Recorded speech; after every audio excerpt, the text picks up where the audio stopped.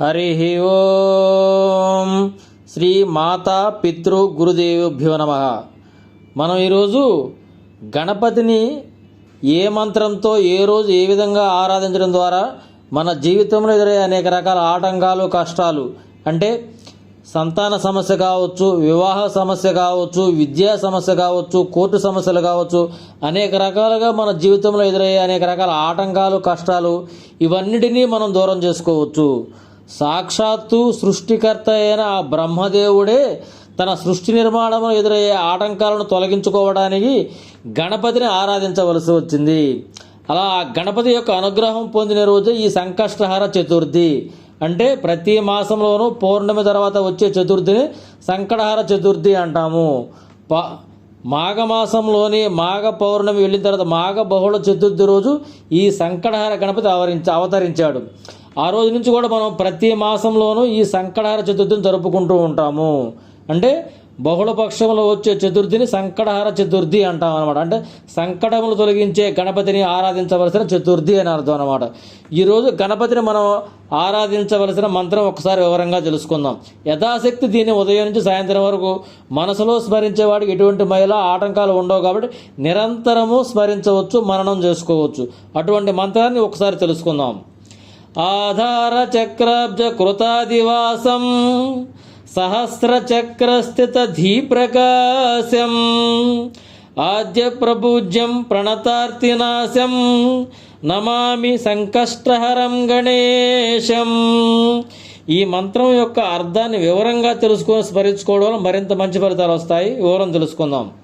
ఆధార చక్రాబ్జ కృతాదివాసం. ఆధార చక్రము అంటే షట్చక్రాలలో మూలమైనటువంటి మూలాధార చక్రమునందు కృతాదివాసం ఎప్పుడునూ అధివసించువాడు, మూలాధార చక్రమందు నివసించేవాడు ఆ గణపతి అన్నమాట. సహస్రార చక్రాబ్జ సహస్ర చక్రస్థిత ధీప్రకాశం అంటే సహస్రార చక్రముందు జ్ఞానాన్ని ప్రకాశింపజేయవాడు.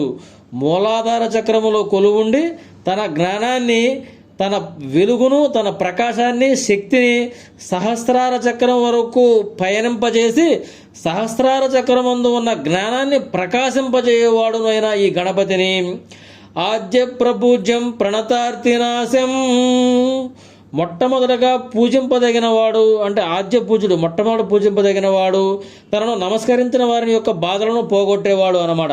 ఆద్య ప్రపూజ్యం ప్రణతార్తినాశం అంటే మొట్టమొదటిగా పూజింపదగినవాడు, తనను నమస్కరించిన వారి యొక్క బాధలను, ఆటంకాలను పోగొట్టబడినవాడు అగు. నమామి సంకష్టహరం గణేశం. ఆ సంకష్టహర గణపతికి నమస్కరిస్తున్నాను అని అర్థం అన్నమాట.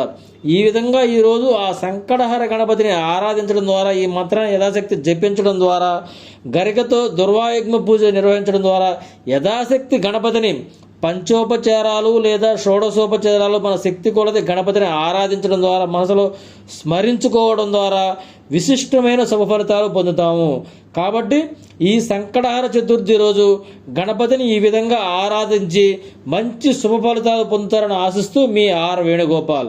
ఓం సహనావతు సహనౌ భునక్తు సహ వీర్యం కరవావహై తేజస్వినావధేతమస్తు మా విద్విషావహై.